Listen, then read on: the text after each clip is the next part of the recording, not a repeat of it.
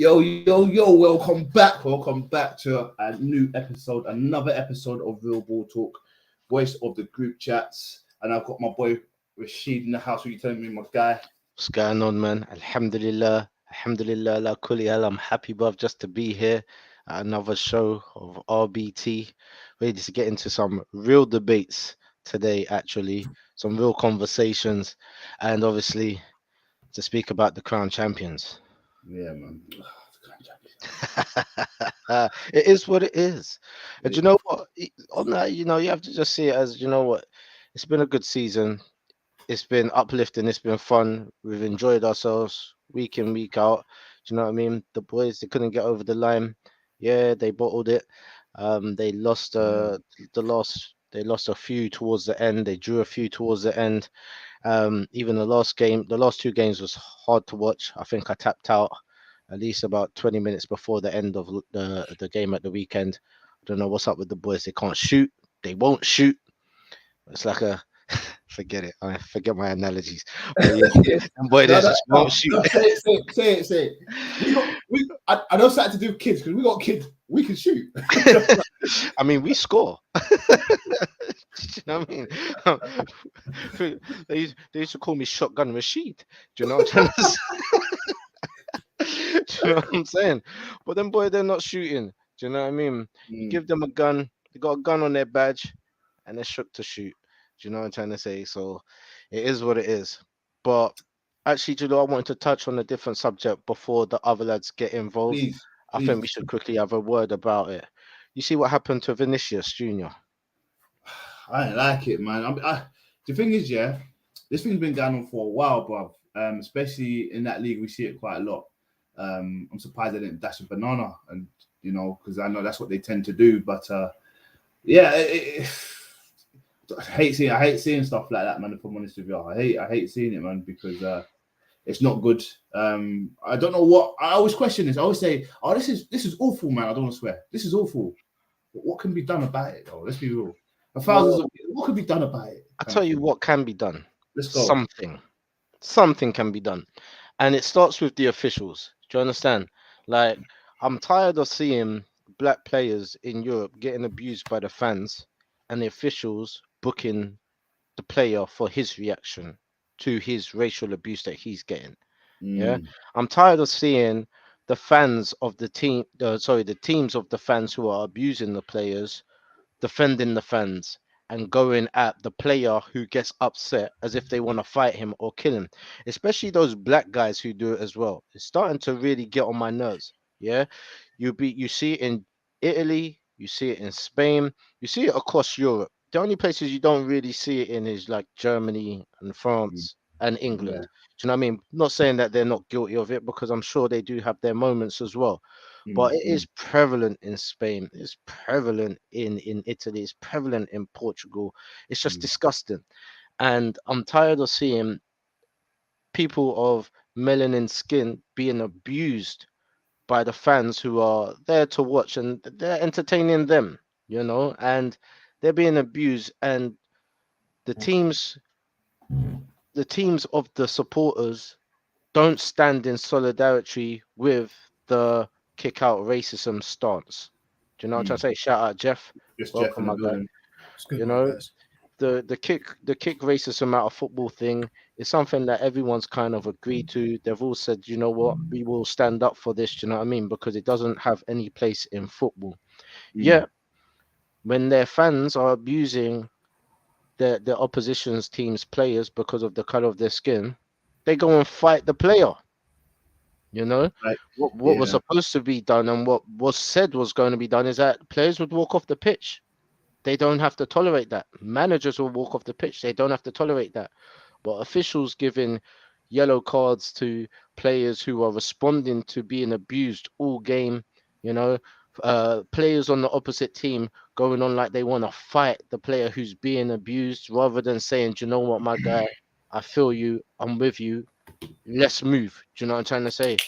I'm tired of it. And you know what? I'm tired of the ignorant black folk who go to these countries and play football in those countries and then act surprised when they're treated like animals. Okay? They got no respect for you. They got no respect for your color. They got no respect for your history. They got no respect for your culture. They got no respect for you whatsoever because of the color of your skin. That's the lowest of the low. Yeah, no one can choose what color they are going to be born into. No one don't have that right. You just are what you are. Okay, and you are a creation of God. You get cut, you bleed exactly the same way. You know, when you see someone of the opposite color going through a hardship or some sort of struggle in day-to-day life, you would help them regardless of their color. You know what Mhm. I'm trying to say? Because we all know everybody feels. Everybody feels. Do you know what I'm trying to say? So I'm just kind of I'm just kind of fed up with the whole thing. Do you know what I mean? And if there was a boycott of black players in these leagues, you'll see how much it would hurt these leagues. But unfortunately, money talks, and sometimes these people need to, as my grandma said, if you can't hear, you must feel. They know what goes on in Europe. Yeah, my first ever racist experience was in Spain. What was Oh, it? yeah, was in Spain. I was 13 years old. Yeah, and I got racially abused over in Spain. Yeah, by multiple people. Okay, ask me if I've been back to Spain. I ain't going back to Spain. I ain't been back to Spain. That's the Forget last thing. Spain. Do you know what I'm trying to say? Like seriously, forget Spain. Like when I'm going to Morocco and I have to charter the flight and I have to stop off in Madrid, I'm vexed. Yeah, I'm vexed, bruv. I sit in the little lounge area and I'm sitting there with my glasses on. Don't even look at me because I know what you guys are about. Do you know what I'm trying to say? But this is what we have to go through. And to me, people need to just start learning their lessons. Stop playing in these countries. Yeah. Stop dedicating your life to these fans who are gonna turn on you and then call you every name under the sun when you don't please them. Or even when you do please them, they don't even care. You know what I'm trying to say? Like you don't have to tolerate it. You don't have to accept it as part of the game. You don't even have to accept it as part of your life. You understand? If someone was walking down the street and they called you or abused you to your face, I'm sure you just wouldn't accept that. So why do you think you have to accept that because you're getting paid? Forget that. Do you know what I mean? Leave these places. Let's see how well they survive when melanin skinned people don't play in their leagues anymore. Mm. Yeah, I think something needs to be done. I'm not gonna sit here and say what needs to be done. I feel like they tried everything. Kick it out. I think there was a kick it out scheme going on as well, not just in the Prem. It was a lot of different All over leagues, and all over them. All yeah, over but them. I don't. It hasn't worked. It hasn't worked because that's not the only one. I know. Didn't Lukaku have one a year or Mm-hmm. two ago as well? Who else? Those coming. There's a few big names, but it seems like they're doing it to the big names because you see other players. I think there was a player. His name is William. He's got a brother who plays in the Spain league as well. They haven't really come across racism. They're Ghanaian, by the way. But one plays for Ghana, one plays for Spain, if I'm not mistaken. So it might just be the top black players that get it. Also, sorry, Jeff. No, I know you're talking about Inaki Williams, Yeah, Naki Williams and his brother as well. They play for the same team, I think, if I'm not mistaken. Bilbao. Bill Bell, that's it. So yeah, I mean, just because it doesn't happen to them doesn't mean it's not. It's not wrong. Do you know what I mean? It's still wrong at the end of the day. And yeah, something needs to be done, but I just can't pinpoint what needs to be done, man. Because officials still they go home after the game and think, "Oh fuck, it's just a bit of racism." You know what I mean? Like, it doesn't affect them as much as it affects the players. I think personally, if it could affect you that much, walk off the pitch. Your manager should understand what it means and everything, and get a subbed on, or maybe as a team walk off together, and it will stop them as well. Or if it happens in a pitch and it's coming from a specific type of fan, maybe the football organization should maybe just deduct points. I don't know. So then it's hurting them more. Because imagine Arsenal fans and we had to win the last game and someone was being racist. We were being racist, calling people monkey and stuff. It would hurt us. It's our fans. It's our fault. You know what I'm saying? Maybe deduct points. There's a lot of stuff they could do, but I just don't know if they're going to do it anytime soon or if they're going to do it at all. Well, Have that's you guys? Sorry, I was gonna say, have you guys seen the bit on CBS Sports where Henri and like the whole panel are talking to someone from Italy, and the woman is a little tone deaf to like what they're saying, so she's trying to, I guess, speak about why a certain decision was made in regards to like race. If anyone's got time, go to the CBS YouTube. I'll just summarize it now, but it's like a 10-minute bit. But yeah, so they are speaking to like an official in Serie A, like a woman. She's like high up. She makes decisions. And yeah, there was an incident in Serie A. This is a couple of months ago. This is not the first. This Vinicius is going to be the most publicized because he's the most popular in the last few years. We're outside of Lukaku. There's been tens and tens of these instances, whether they're publicized or not.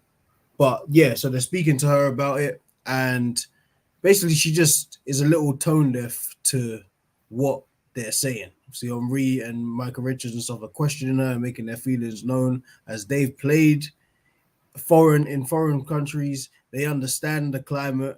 They're black.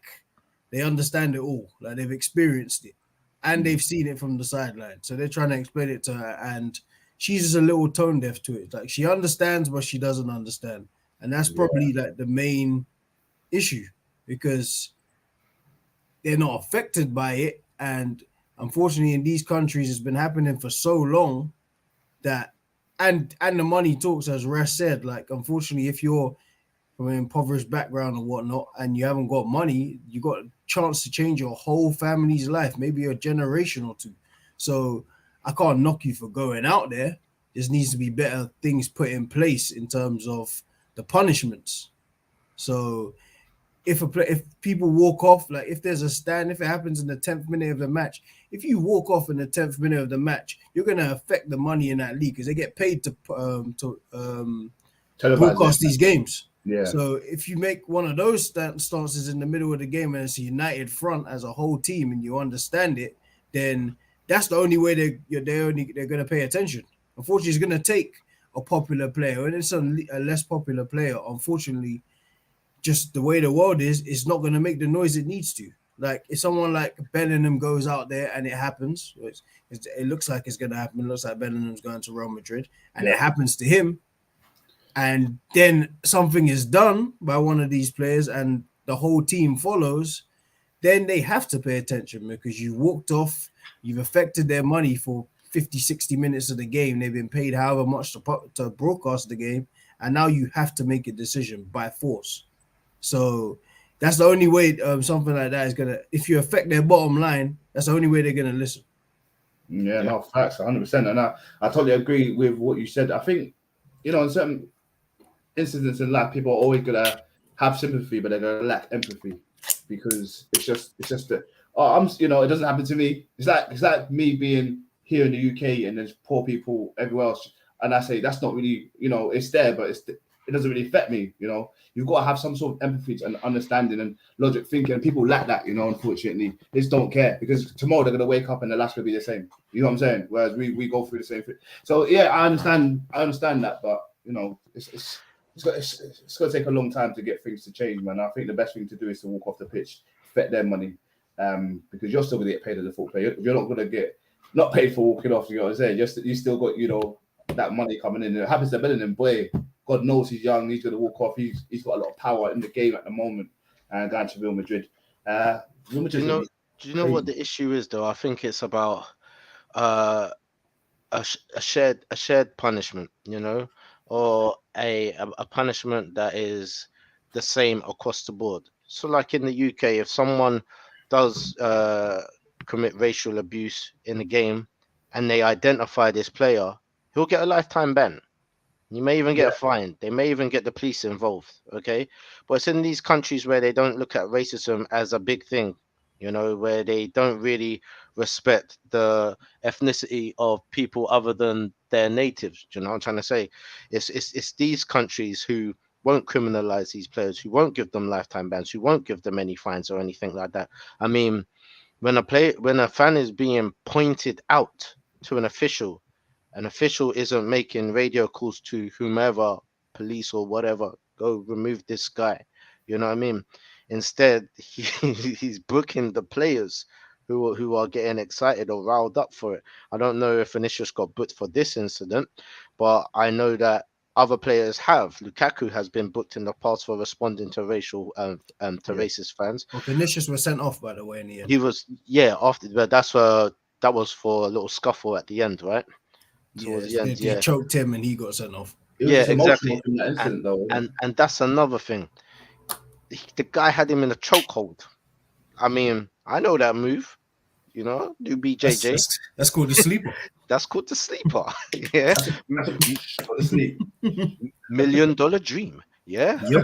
yeah. Mhm. Man knows about that one there, and Mm. he responds to it, and he's the one who gets sent off. So you have to understand that this is embedded in some of these people as well. It's embedded in their culture, you know. And I Yeah. don't want to like kind of like tarnish a whole nation and say you're all racists, but as a wise scholar was saying before, and even let's just forget the scholar. Let's go to Muhammad Ali. Okay, Muhammad Ali once said when he was being interviewed, if he sees 10,000 racists coming to attack him, or 10,000 snakes or 10,000 lions to come and attack him, but out of the 10,000, 1,000 of them are cool. They're not here to attack him. He's not going to try and differentiate which one of the lions or the snakes or the racists aren't racist and say, okay, well, at least you guys are here, because they're not going to turn around and then stop the rest of them from doing what they're about to do. You Mm. have to identify them in bulk and say, no, you are the problem. Do you know what I'm trying to say? And unfortunately, that's what has to be done, especially when things are occurring over and over and over again. You know, there's so many ways that uh, this could be prevented. You know, they've got laws against this if you was to do it in the streets. But like I said, in certain countries, they don't see it as a big thing. And until they see it as a big thing, as big as they would see something as um, anti-Semitic, being anti-Semitic, or as big as uh, this anti-gay or anti-transsexual movement, or if something like that, until they see it as bigger than these things, or at least equal to it. You know, this is going to still happen. It's going to happen over and over and over again. And sometimes it takes a bigger stand than taking the knee. Sometimes it takes a unified agreement between you, your team, your manager, you know what I mean, to say, do you know what, we're not going to take any of this. If this happens to any one of our players, we're out. Do you know what I mean? Because no one deserves to have to take that sort of abuse. No one deserves to have to take it on the chin. You wouldn't tell someone to take it on the chin if they were being abused in any other way. So why should they take it when it comes to racism? It's something that just shouldn't be tolerated. Well, go on, John. What you man saying? You man good? It's good, bro. Good man. Just covering the Vinicius Junior thing and speaking about previous examples that's happened in the past and what could potentially be done. But just before we move on, you got anything to touch on that? Probably nothing more than what you man already said. I mean, what's that? The 10th case this season. Something like that. John, So you grew up in Italy. I was gonna mhm, say, like, you're half Italian. mhm. Um, this is something that goes on in Italy as well, and you have probably your own experiences of Italy. You may never have experienced racism at all, or you may have experienced it. But what are your Mhm. thoughts on something like this coming from a mixed background? I mean, obviously it's in Spain, so I'm not surprised at all because, like you said, it's similar to Italy. I left Italy when I was 10, so I didn't see none of it myself. But, um, like, yeah, my dad definitely did. Like, when he was playing football, like the coach would tell him, "You can only train, you can't play matches." Um, so things like that were very commonplace. You know, I mean, even stuff in school. I remember my mom was saying when she was taking me to primary school, like apparently I was one of the top of the class, and all the other parents would always ask my mom, "Oh, but how does he know Italian though?" Even though I was born there, lived there throughout. So That's this is crazy. one of those things. Yeah, like the racism is. Yeah, it's. I'm not surprised at all, man. And the thing is, they actually get offended when you actually like put it on them and say like, "Yo, what you're saying is wrong," because you see what they did yesterday. Half them man in Spain are saying Vinicius Junior's provoking it. How can you be provoking it? That's Of course, crazy. he's provoking it, being black, man. What are you doing, being black in Spain? You know, you know what I mean? Like it's mad. Like I don't know, man. So I'm not shocked in the slightest, man. I always say it, man. I don't get why black players play in Italy or Spain. I don't get it. I really don't. You know what I mean? Like there's so many other places where you're not going to get that same treatment. I mean, think about it. Someone like Koulibaly could be playing the game Napoli-Inter, and his own fans will be racially abusing Lukaku. And it's like, it doesn't even make sense. I'm literally the same color as this guy. And that's what I was saying earlier on as well. So I mean, it's like, it you doesn't get make black sense. guys, you get the black guys on the opposing team going at the black guy on the other team. That's what I'm saying. Kicking off. You're just like, bro. It don't make sense. It don't make sense, man. Like, it's just so stupid. Like, I saw the Cliver guy from Valencia. He was actually like, I actually stand with Vinicius Jr. So fair play to him, because you know what I'm saying? Because he will definitely get some pushback from inside Valencia saying like, don't come out with statements like that again against your own fans. Yeah. You know what I'm saying? I'm So gonna ask a question, and do you guys agree, or do you have any thoughts on it? Do you find players of African descent, okay, who kind of like migrate directly from Africa into those European countries, rather than coming from the Caribbean and coming to the UK and going over these, or South America and stuff like that? Do you find they deal with racism a bit differently? Because that's a good what question. I've seen is that players that come from African backgrounds, the first or second generation African players who play in European countries such as Italy, Spain, France, Belgium, these type of countries, it's kind of like water over a duck's back for them, and they don't really pump up, they don't let it go to them, and it's a lot of these players who go against the brothers from the Americas or the Caribbeans or the UK or anything like that experience this, and they kick up a fuss. They're more to trying to shut them down and even be violent towards them for even reacting. Like, what do you think that's all about?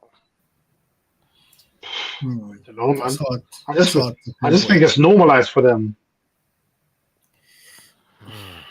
I don't know. Like, I don't know if it's trying to protect an opportunity, because if you've come from that kind of background, a lot of the time you're not coming from the most affluent of backgrounds, so you want to keep the opportunity. You think that's the way to do it. I don't know. It's kind of a tricky one to like decipher, man. Like, that's hard. Yeah, and So plus there's probably an element where those guys, because they're born and raised there, they feel like, oh, if I stand up almost with the racists, they might actually accept me more as one of them. Hmm. You know what I mean? In some weird kind of way. It yeah, kind of well, reminds me of a film that I've watched called Farming. Have you seen that? No, I haven't. It's Who's got in it's it? got it's got it's got my man from Snowfall. What's his name? Jesus. Oh, Yeah, he's in it, and basically he plays a character who is it's based on a true life story, back between the 50s and the 80s.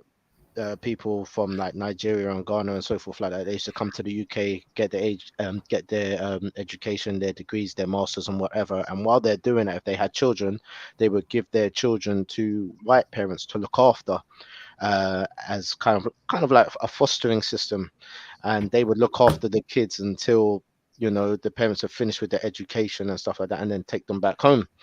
And he just plays a character who really went to this a family from when he was a baby, so he never grew up with any black people around him. It was racist England at the time. He grew up in Luton, and it was a time when there were skinheads was quite prevalent and stuff like that, and he actually became a part of the skinhead gang. I'm trying to say, trying to get accepted, and it wasn't until like the skinhead gang fought another skinhead gang, and then his gang allowed him to be beaten up because he was black. Do you know what I'm saying? When he realized that he would yeah. never really be accepted. So it's kind of like one of those things, you kind of you do what you do what you can in order to become accepted from the society that you're born and raised in, thinking it's going to be better, it's going to change the mentality of how they deal with you. But deep down, they just look at you That's exactly not. the same. Yeah, I'm literally about, that. So yeah, go on, Jalil. no, I was about to say that sounded like my life until you start speaking effing with the skinheads and that, because my parents, story time, I'll keep it short and sweet. My parents came from Nigeria and went straight into education, and me and my older brother was left with beautiful white people who we still keep in contact today, which is really good. So yeah, but we didn't stay there too long. We came to Peckham, do you know what I'm saying, by the age of 3 or 4. So but I still speak to them. I didn't really go down that route. I almost did. You came home away from home when you came to Peckham. This is more comfortable. That's what I'm saying. No, I'm playing. Yeah. But yeah, man. No, that was good. I think that was a good introduction to just speaking about football today, and kind of world we're in football, and things do need to change, But let's get into John. Kick us off, man. Just get into what we need to speak to you about today, man. Yeah, man. Let's get into it. Yeah. So obviously, Man City won the Prem yesterday. Well, Saturday technically. Saturday technically. So big up to them. 3 in a row, 5 out of 6. Yeah, man. It's 1/3 of the treble was complete. 2 more games for matching Man United. Obviously, the game yesterday was dead because both teams, City played a reserve team and Chelsea are just crap. I mean, Chelsea are just bad. But yeah, Jalil, like, what do you make of the season for City? Like, it's mad. They've gone on this mad run, 12 wins in a row. We weren't sure if they could do it this year, and they've done it again. I think the presenter of Sky Sports was saying yesterday that there have been 12 game win streaks in Prem history, and Man City have 5 of them. And I think they pretty much have won every year for the last 4 years, or for the last 5 or something. So yeah, man. Like, what do you make of City winning the league again, man? Yeah, I think they've won 5 in the last 6. Which is bizarre because I know certain other fans from La Liga, League One, Bundesliga, Serie A are all saying, look at that Farmers League. They thought that's a Farmers League, eh? Look at that. Only one team wins, The odd team might win here and there. But it does look. If we're being real, and this is the we call ourselves the voice of the group chats. There was a chat we had in one of the group chats in regards to why this has been happening and everything, and a lot of people seem to be basing it around money and everything and saying that's an excuse and City are cheating and stuff like that. But I did agree with something that John, you came in and said something in regards to, like, this is football, deal with it. Like, this is a Liverpool fan who was actually complaining. Now, you can imagine Liverpool fans, you get 100 and something points in a season and you don't win the league. What the fuck's going on? You know what I'm trying to say? That don't make any sense. And they're talking about financial fair play and all this jazz and everything. But I just look at it like this, yeah. Regardless of the money spent, you could have all the best players on one team, but it takes a great manager to manage you to all this success.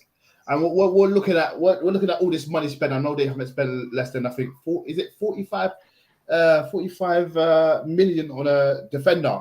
Like, is that correct? Not less than that, something like that, or something around those numbers. If you look at the defenders, John Stones at Everton was a good centre back. And look at him now. Diaz, we only heard from him from fucking the Portuguese league, and look at him now. What's his name? What's the geezer? Akanji from Dortmund. Come on, man. Let's be real. None of us were singing his name, but look at him now. Like, it takes a manager and a system to adhere by to win these leagues. And I would say this: Ake been solid. That left side when he got injured, I know a lot of people were saying, "Oh yeah, we might have a chance now." He's not about. They're still about. They ain't got nowhere, fam. I'm still about. Do you know what I'm trying to say? Sense, like, when people are saying, "Oh, the money, and everything," because if it was the money and everything, City will be signing all the best defenders, the best midfielders you could ever think about, and all the best strikers. Well, they got Haaland. Do you know what I'm trying to say? He's a world-class striker. They got Grealish, who was flipping on. He cost them 100 million. Everyone was like, look at this guy, man. Won it in his first season. Won the league in his first season. Look at him this season. He's like totally a different class of player, and that's because of Pep. You look at Marvez. Marvez ain't even getting game time like that. He's still active. Silva, world class. Look what he did to Real Madrid. Even before Real Madrid, he's doing in business. Good again. Nobody was singing his name. You know what I'm saying? They were like, "Oh, he's gonna get sold." And I know there was in the documentary, I think, he wanted to leave because he told he wasn't at game time. And now he's the most prolific best player in the Prem, in my opinion, in the centre mid position. Arguably, we can argue that, I guess. Yeah, you can, yeah. Yeah, we can look at all the players, man. We can look at all the players.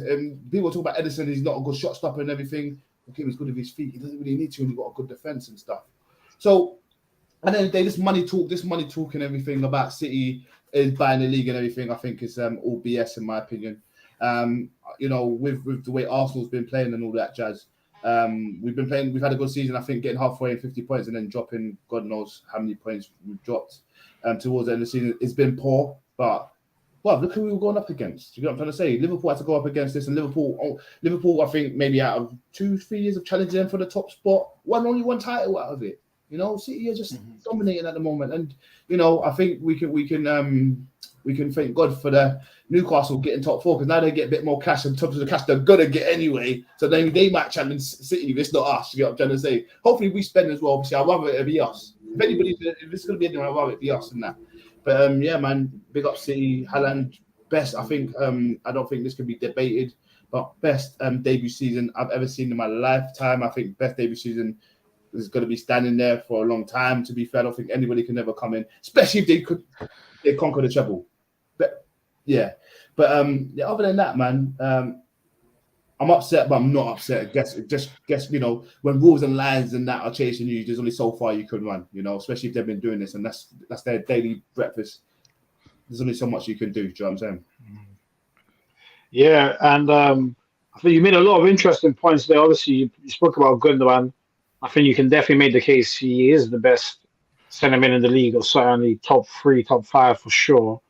Obviously, I saw the reports this morning saying that Arsenal are after him now on a free transfer. I think he'll stay at City. I think they will extend it for a couple of years. But it is interesting that Arsenal have been linked with him and Cancelo. Obviously, there might be a bit of lazy journalism in there, just link all the ex-City players to Arsenal. But yeah, I mean, I think the question for me is more like, who's going to stop them winning the next year? The gap at the moment is pretty considerable, and let's be honest, they're going to sign 1 or 2 players to refresh the team, and then we're talking potentially 6 leagues in 7 years, and then it starts becoming, like you said, it starts looking like a farmers league. I mean, because even Bayern this year are not even winning their own league, which is mad. And then obviously Juve's dominance of Serie A has been kind of stopped the last 3 years. There's been 3 different winners. Yeah. And obviously PSG, even though they've been dominant, Lille have won a couple of league titles in there. So yeah, it's almost starting to become like, City are trying to create their own Farmers League aspect to the Prem. And I don't know, Rash, what do you think?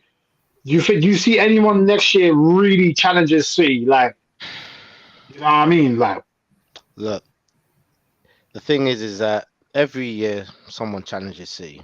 That's the reality of it. Someone does challenge City. If it ain't Liverpool, this season it's been Arsenal, somewhat it's been United. I wouldn't say they challenged, actually. I think I would say they challenged.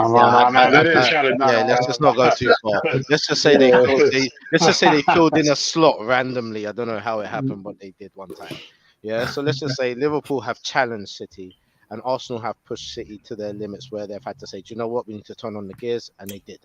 All right, so can teams improve enough to challenge? Yes, they can. Do they have the stamina to keep it up all season, though? Do they have the know-how to play this league? There's simply a formula in how to win the Premier League. Okay, City weren't doing too good a couple months back.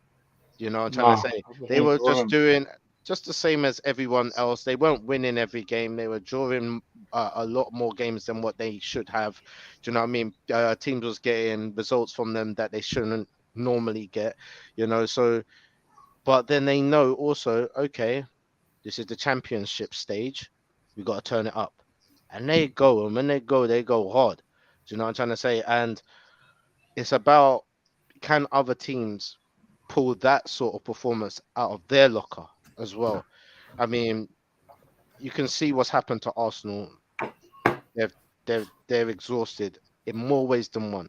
Okay, not in just in fatigue. They're exhausted of ideas. They're exhausted of charisma.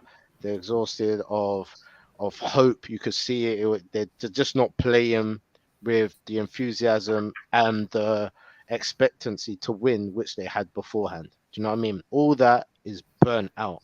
Okay, we've seen it happen to Liverpool over the years as well. We've seen them have gaps over City, which are like 14 and 12 points ahead of City, and City just maintain that consistent pace throughout the last and final third of the lap, and they endure it all the way until the end of the season, and then they get the victory at the end. It's about, can managers compete with Pep? He seems to have this ability to know how the game is played, know how to get the players performing in the way that he expects them or wants them to play, but he also builds up a weird sort of fight in players that you don't even think have it. You mean, you look at some of these City players, they look placid. They're not violent, they're not aggressive. You know what I mean? The ones that are kind of aggressive, like they're kind of bounce, like, do you know what I mean? But him bringing out this kind of animal in Grealish in the last season, and you've seen it as well, even when he plays for England. Like, there's this level of aggression, this level of you can't mess with me kind of thing, and you know, he'll go toe to toe. I see him grips up Partey. Do you know what I'm trying to say? Like, he brings an animal out of these players that is unlike what other managers can do for their players as well. The only type of like aggressive grit that I see come from a team other than City like that is Newcastle. Don't know why they have it, but they've got it. Do you know what I'm trying to say? They're very aggressive, and they know how to show that on the pitch. They know how to say this is our territory, and you got to fight for every space that you're going to try and take here on this pitch. Can anyone compete? Yes, they can, with the right personnel being brought into the right teams, but it's also going to take a lot of man management, game management, and consistency. Can I see another team being able to knock City off of their game? No, I can't. I think City are going to be City for a little while now. It's just whether you can compete. Can you bring that same sort of enthusiasm? Can you bring that sort of tenacity? Can you be as strong? Can you be as consistent as them? That is where the game needs to be changed in the Premier League. There's enough teams in the Premier League to compete and have outstanding performances and shock the rest of the world, even with their performances. I mean, even though Brighton they've hit like a kind of like roadblock every now and again towards the end of the season, their performances this season has been amazing. Newcastle, they've been amazing. Aston Villa, they've been amazing. Yeah, they've been okay, the other guys. Do you know what I'm trying to say? But do you have that extra bit? Do you know what I mean? Do you have that? And I'm not following the whole money thing. Okay. And the reason why I say that has a small part rather than the larger part of the reason why they are successful, because look at Chelsea. You can have all the money you want. You can have all the best talent in the world. Yeah. All come together in one place. You got shit managers, ain't nothing gonna happen. And Yeah, United. and United, you know, On but United, yeah. you know what I mean. You got managers in there that are reserved PE teachers and stuff like that. It's just not gonna happen for you. Do you know what I mean? And like, no, seriously, this is important. This is some real important shit to say right now. You know what I'm trying to say? You can have the best teams in the world. You can have the best players from all over the world. You can have the most expensive players in your team. If you don't have managers that can manage that team collectively, yeah, it doesn't matter. And Pep may be the GOAT of managers. Do you know what I'm trying to say? And right now, I believe City are the best team in the world, and they showed it against Madrid. You know what I mean? And if they don't win the Champions League, I want to start with looking at match fixing and things like that. I have to have those sort of conversations because it doesn't make sense. Yeah. I like that. Yeah. They're the dominant team in the world right now. So can people compete? Yeah. Do they have the manager that can push them over the line? I'm not too sure. I'm not too sure any team does right now. Yeah, Pep Pep is a huge part of what makes a difference for City at the moment in terms of their mentality, relentless attention to detail. The guy's a monster. So, like you said, the money talk. I understand that obviously money helps and it plays a part, but I think with Pep it's overstated, man. Like, what he's done in the game is unbelievable. And like you said, if they do win this treble, then what an achievement. And I think it only after if they do win the treble, I think it can only be Ferguson who's ahead of him. It can only be. I don't see how anyone else can be ahead of Pep. Well, do Outside you of know, maybe Fergie. they're kind of like the new age Man United? Because I remember when Man United used to win it season on and on and on. It was just them. It was United against United Literally. for a long while. Do you know what I'm trying to say? Yep. They've Manchester's blue. I'll say it again, Manchester's blue. You know what I mean? Yeah. And the Premier League title is blue too. Do you know what I mean? And it's gonna take a lot for those colours to change. Yeah, no, definitely. Jeff, what are you saying about City, man? Like, obviously, I saw Micah Richards and Roy Keane were having the debate afterwards, and Jamie Redknapp. Is this the best team in Prem history? What are some of your immediate thoughts when that question comes up? Obviously, we'll go more into it when we debate it. But what do you think? I don't know about the best ever. I don't know. I don't know if I can say that. It's up there, but best ever. There's a few versions of teams which are up there. You could say the '99 Man United, the 07-08 Man United, the Arsenal 03-04. So you can't just say off the rip that City are the best. It looks great, like the way they went and won the league, the dominance in which they win games, like where teams draw, they win. That's been happening for years. But I can't say you're the best team ever. Like, there's been a lot of good ones. So, like, to just say this version of the City team is the best, I don't know. I don't know if I can agree with that. What did they say? I didn't even see that clip. They were saying, Micah Richards was saying that if they win the treble, this is the best team in Prem history. If they win the treble, that's the best team in Prem history. Huh. I still wouldn't be sure. Nah, like it's because it's not a unique thing. They'll be in a very small bracket of teams that would have done it, but that United team did it too. So then it becomes to like, what do you like more? Like, and him being a City fan and a City player, I see why you would say that. Like, yeah, he's biased, isn't he? Yeah. Yeah, like a lot of the things, like I just feel like a lot of the conversations at the moment are just like media, like almost like media press runs. Like they'll say something and then it'll be like a week of content. That'll just be arguments all week of just like random stuff. Like, don't get me wrong, it's an intriguing argument because there's points for City to be one or to be the best team. Like, even though there's, you could say Pep is the best manager. Like, no one would really say, "Oh, you're absolutely crazy for saying it." Yeah, it's just like it's one of those where it's like, to me, that I've seen Sir Alex. So to me, maybe it's not gonna move me the same way. Unfortunately, it's just not. But he's definitely up there, 100%. Like top 5, top 3, wherever you want to place him, he's up there. Yeah.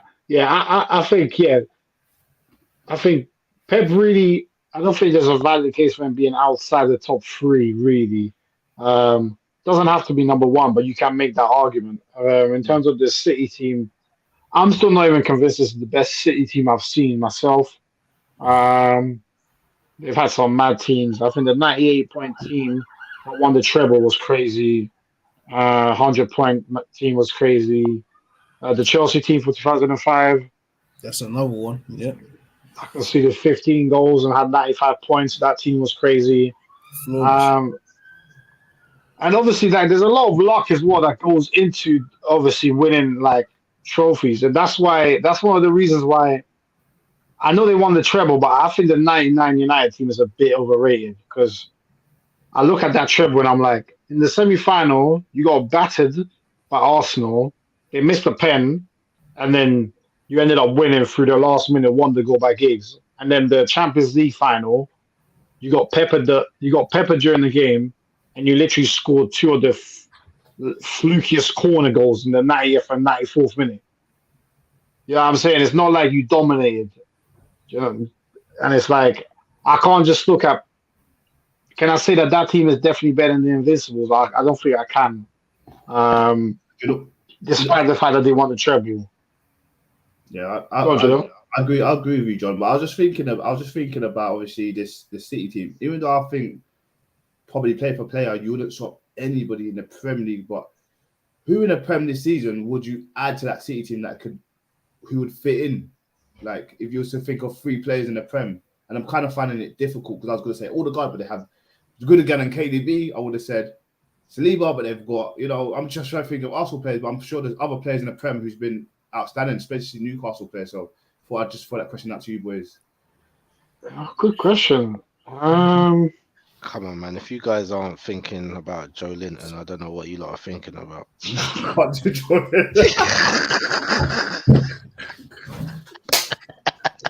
He's improved as well. He's improved.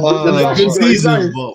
He's had a good season, bro. That guy has got maximum aggression, bro. Like, yeah, wow. He's on go all the time. All the time, bro.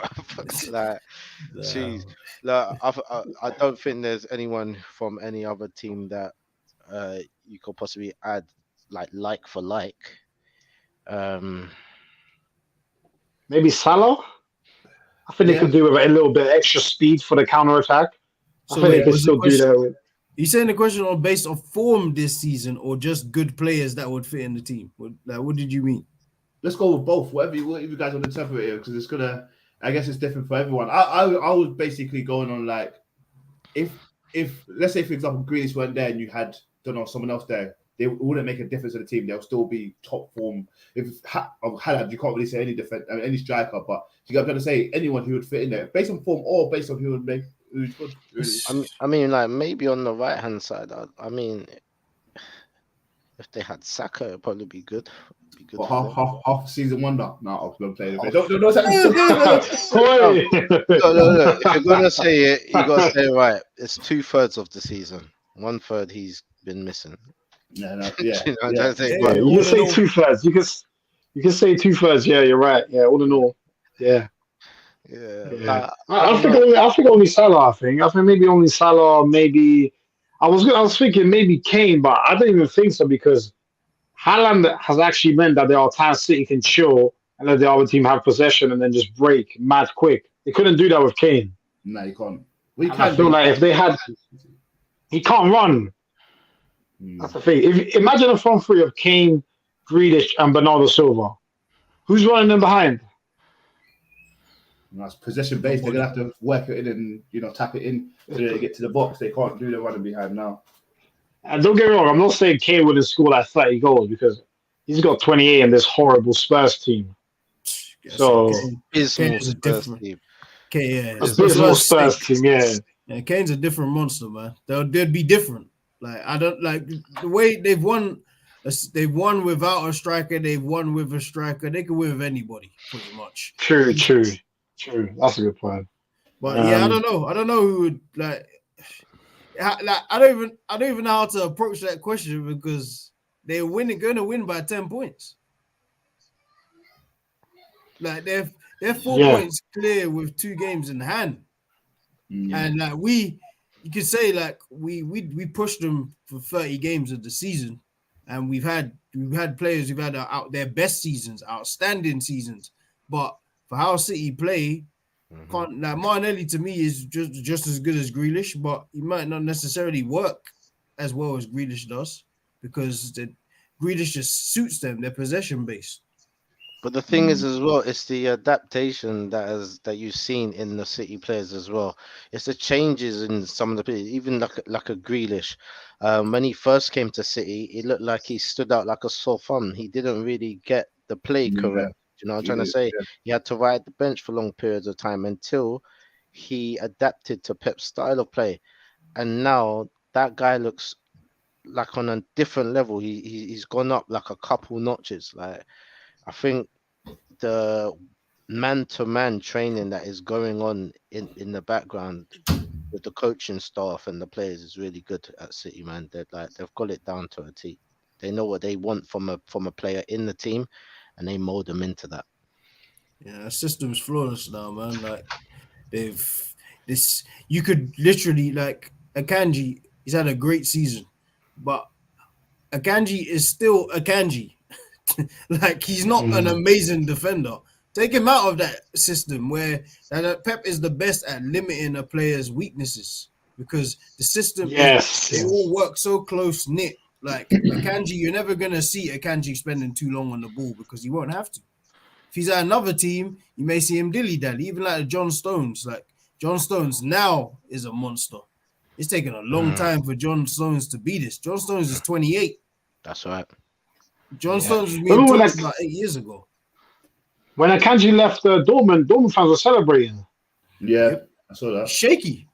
Like, but then when you're in this kind of league and then your team has the ball a lot of the time and you're physical, like that's one thing he's got. He's strong. Yeah, he's physical. Yeah. So like sorry, go on. No, I was going to say it's that classic thing about keeping it simple and playing to the player's strengths. Do you know what I'm trying to say? Because of the type of style that City play with, and they play possession football a lot, and a lot of the play is higher up in the pitch towards the centre line for the defence and just in front of the centre line in regards to the midfield, and they play it around there and then they play it up to around the edge of the box until they're ready to go through. When they are playing it up, when they're not putting balls straight through into Haaland, that's how they play. And if you like, okay, look, the back line, this is all I want you to do. I want you to stay within these lines. I want you to, when you get the ball, you take a maximum of 3 touches and you pass it here or you pass it there. It either goes back to the keeper or it goes out to the next man. When you limit what players are doing, you simplify the game for them. You're keeping it simple. Not only does it look amazing, it works. And this is something for the youngsters as well who are trying to get into the game as well. No, like it's amazing that you can take on 1 million players or you've got skills for days and all that stuff like that. But keeping it simple is so attractive to the eye. This is the thing that's going to carry you forward. Keep it simple, people. Facts. No, I totally agree. Yeah, and that's the thing with City, man. I think people always forget that the year that they got 100 points, they played 70% of that season, or maybe more, with Otamendi and Delph as their centre and left back.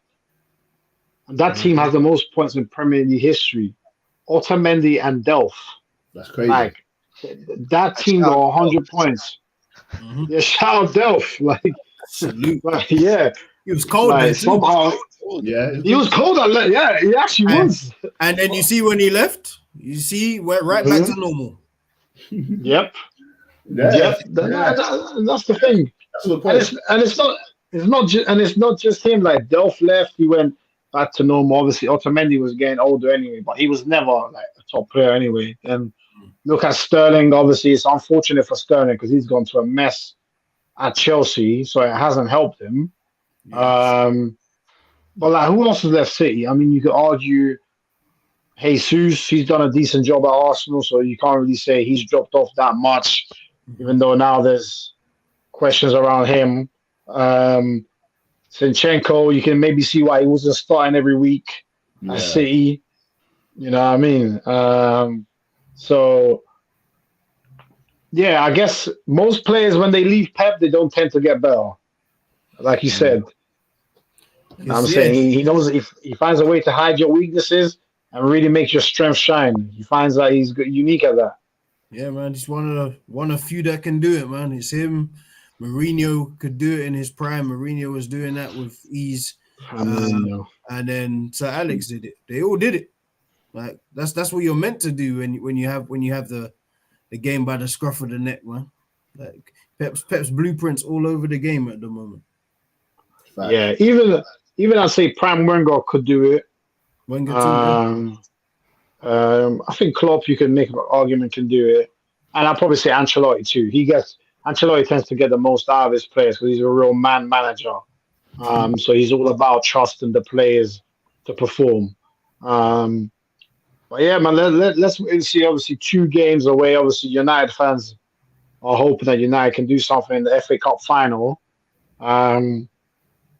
Let's just make quick predictions now.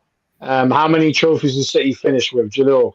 Give me an answer. 3, 1, 2, or 3. How many trophies did they finish with this season? If we count the Community Shield, probably 4. Nah, we don't count that. No.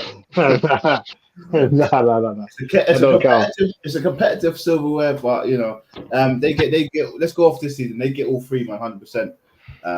Yeah, I can't see. I mean, who they got in the Champions League? Who they got? Come on, man. United. They're finishing 3, all 3, bro, all 3.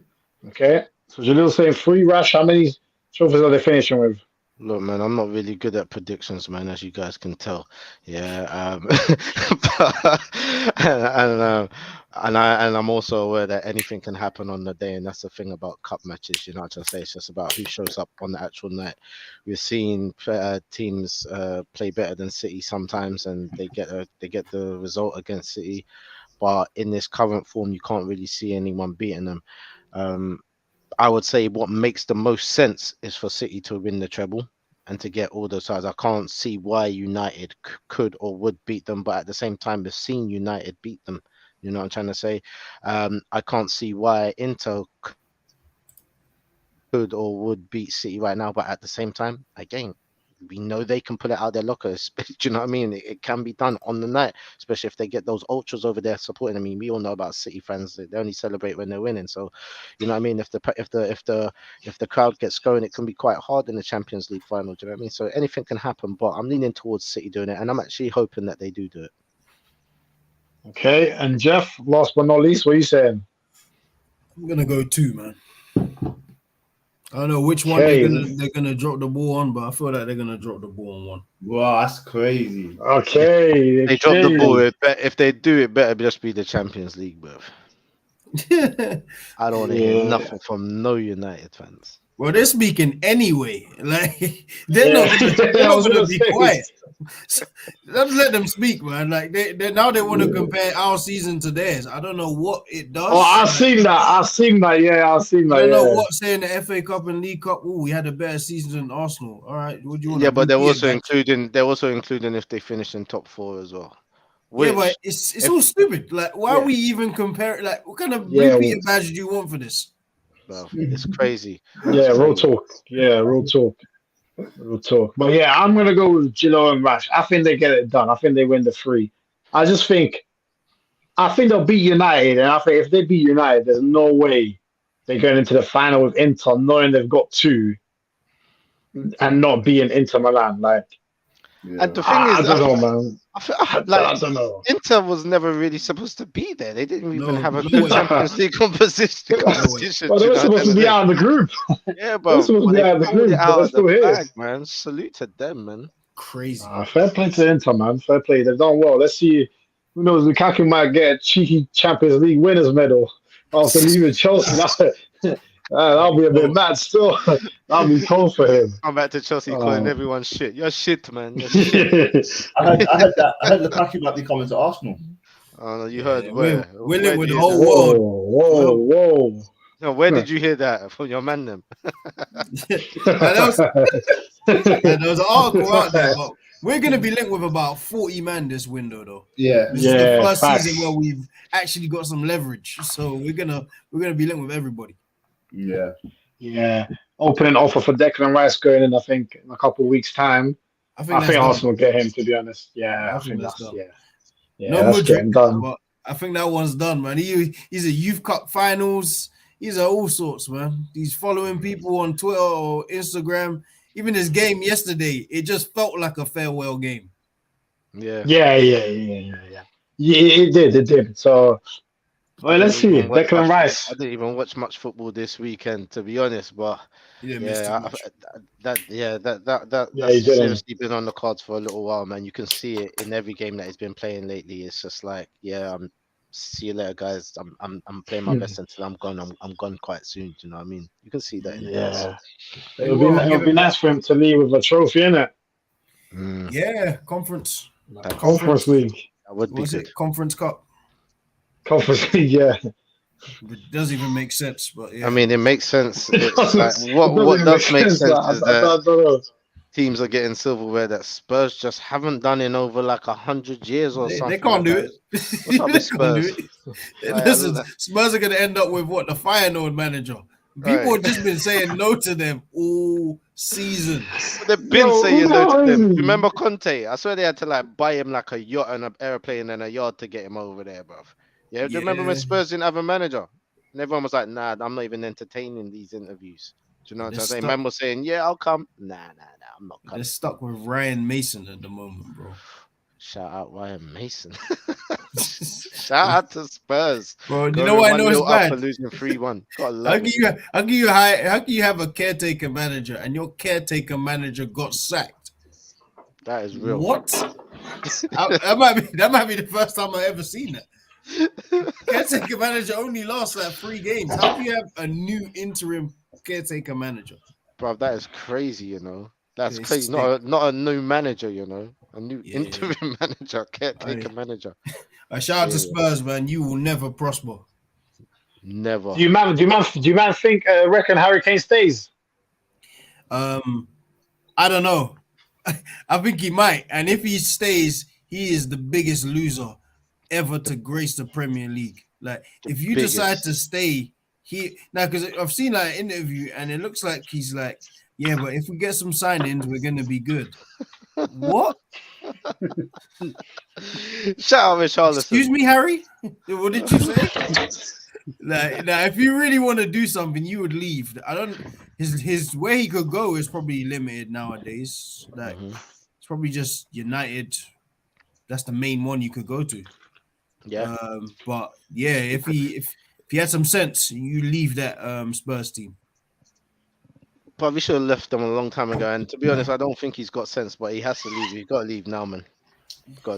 There's talks of Newcastle onto him, but I don't know if he'll go there because I think he wants to break the record. I mean, it'll be funny if he breaks the record at Newcastle, which is Alan Shearer's record, right? That'll be jokes, but I you know, who knows? He does want to break the record. He has made that clear, but in his heart, as a player, that's kind of a trophy in itself. But we know he's capable of going to a big team and winning something big. We know that, right? Yeah, well, he should do a Sol Campbell. Come Arsenal. Yeah, man. I'll take him. Hey, who's saying no to that? I know I ain't. I ain't. Listen, bring him. I'll break Spurs fans' hearts. That's me in tears. I'll phone Jesse every week. Jesse will be an Arsenal fan. Every weekend I'll phone Jesse. What are you saying? You watching the game? Oh man, if Kane goes to Newcastle, that's insane because like that's you just wouldn't see that coming. Like they got Isak. Isak looked like he's ready now for next season to really take the mantelpiece up top. They're going to buy Kane. It's cold. Obviously, they're not going to say no. They got money. They're thinking of Champions League. They're thinking of all the cups they're in it. So he's probably a good fit for Champions League. We know he can do it on that level. But, you know, I think just having Isak and Wilson will not get them far into. They'll probably be out into Europa before Christmas, let's be real, you know. So they probably need to upgrade every area and just have a dominant force, which they probably have the money for now, but, you know, we'll see. Hey, man, I would rather him stay there. If he's not going to come to Arsenal or something, stay there. Finish with Spurs because you're not going to do a damn thing over there. You're going to be lifting this Conference Cup. Conference Cup is crazy. Europa League Conference Cup. Disgusting. Oh, man. But yeah. Yeah, man. John, you still there? I'm going to sign us off. Unless there's any last words, lads. Any last words? Thank you, Spurs. It's been a great season. Appreciate you. And also salute to Chelsea. It's been great for the London teams. Yeah, salute for taking Mudryk and not doing anything with him. You've bought 2 left wingers. You'll probably buy another before the season's out. Thank you. We appreciate you. Thanks. Facts. And I think our next episode is obviously going to be at the end of the season, which is next week on a Monday. I would like obviously our watchers to all comment on our Instagram what they want us to do in terms of we're going to do it anyway. But what would they like to see first? They want a wrap up of the season. They want to keep or sell. They want us to rate the City players. Like just throw out your stuff that you want us to talk about because it's gonna be a nice long summer. Hopefully we can link up and do some really shows for you guys. But yeah, just DM us some comments, comment, private message us as well. We've got group chats with the voice of the group chats. We like to speak about everything, whatever you guys want us to speak about. We're going to be up to date with transfer windows 100%, especially with Arsenal and everyone we're linked to, especially with what's going on. But anything you guys want us to talk about, please let us know and we'll be talking about it. John, any last words from me, my friend? Yeah, man. No, like you said, I think what Rash did last week, he had one of his friends send over a WhatsApp voice note. You man were there, and I think we're going to try and start doing that every week, especially for the debate shows. And there's definitely a few ones that people want us to do. Obviously, the Arsenal keep or sell. We've been asked to do a Man United keep or sell as well. Let's do it. So we'll get some United fans on for that. Some people want us to revisit the strikers list, so we might look at that too. Okay. So yeah, no, there's hell of the base people want us to do. So yeah, and we're going to be hitting up the studio as well, Rash's studio as well. So I think the first show we'll probably do will be at Rash's studio. Will be the Premier League season recap, and then we'll make our team of the season. Yeah, Sounds like a plan. Let's do it, man. Let's do it. What's it called? Yeah, so thank you again, guys, for tuning in and watching us. Please share the video, like it, and all that jazz, all that good stuff. And we'll see you on the next one. Yes. Peace, people. Peace. salam. Peace.